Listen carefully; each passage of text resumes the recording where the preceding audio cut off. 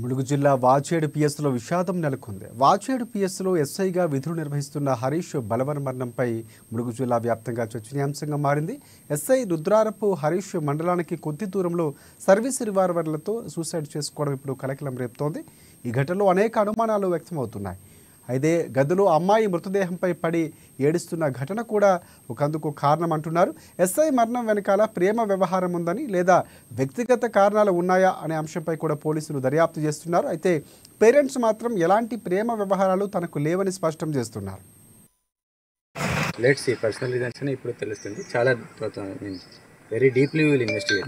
ఈ came on willingly only. ఇప్పుడు వాజేడు ఎస్ఐగా పని చేయాలని చాలా యాక్చువల్లీ ఇంట్రెస్ట్ ఉండే ఆయనకి. ఈ ఏరియాలో పని చేయాలని. ప్రీవియస్లీ ఆల్సో సెకండ్ ఎస్ఐ కూడా ఇక్కడ పని చేశాడు.